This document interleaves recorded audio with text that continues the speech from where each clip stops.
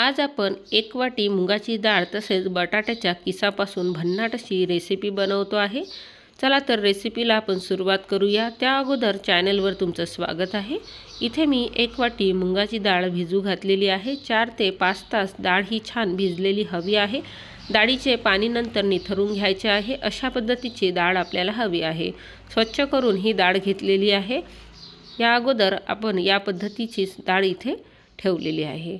तर आता मिक्सरच्या पॉटमध्ये डाळ टाकण्यापूर्वी ती झरून घेतलेली आहे, म्हणजे यामधलं पाणी हे काढून घेतलेलं आहे। यामध्ये आलं आणि हिरवी मिरची टाकून छान फाईन पेस्ट करून घ्यायची आहे। थोडं जाडसर जरी काढलं तरी चालतं। मिक्सरच्या पॉटला फिरवून घेतल्यानंतर एका पॉटमध्ये याला काढून घेऊया। तुम्ही कन्सिस्टन्सी बघू शकता। या पद्धतीचं सारण आपल्याला हवं आहे। यामध्ये जास्त पाणी नको, अशा पद्धतीचं सारण हे हवं आहे। आता यामध्ये आपण काही मसाले सुद्धा ॲड करणार आहोत। त्या अगोदर सर्व मिक्सरच्या पॉटमधून इथे काढून घ्यायचं आहे।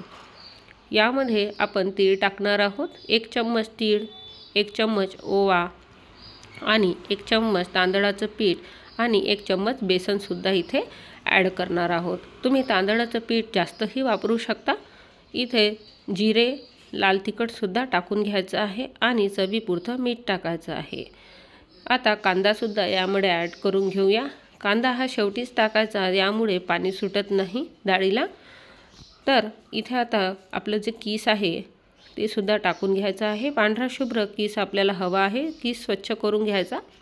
वरून कोथिंबीर टाकून आता याला छान मिक्स करून घेऊया। कन्सिस्टन्सी बघू शकता, या पद्धतीचं हवं आहे। तुम्ही तांदळाचं पीठ किंवा बेसन आणखी थोडं वापरू शकता। ज्याने पाणी थोडं जास्त झालेलं असेल डाळीचं किंवा बेसन टाकताना किंवा कांद्याला पाणी सुटलं असेल तेव्हा तुम्ही तांदळाचं पीठ किंवा बेसन थोडं वापरू शकता जास्त।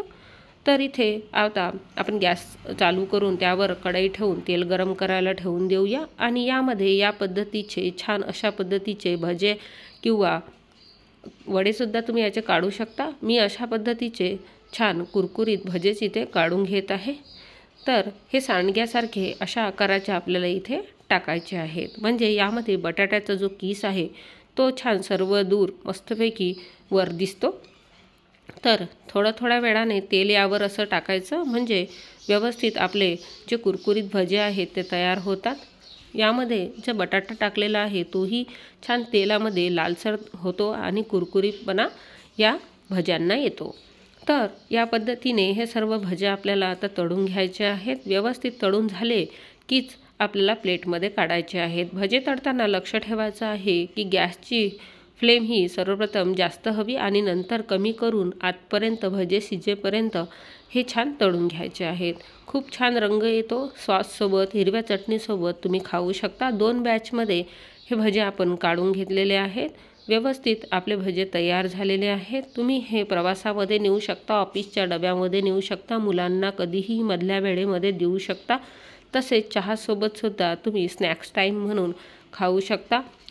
तर हे भन्नाट असे छान 1 वाटी मूग डाळ आणि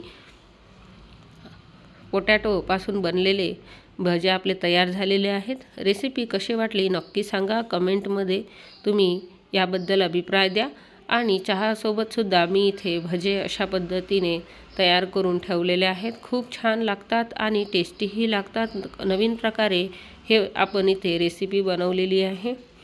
खूप कमी वेळामध्ये तयार होते।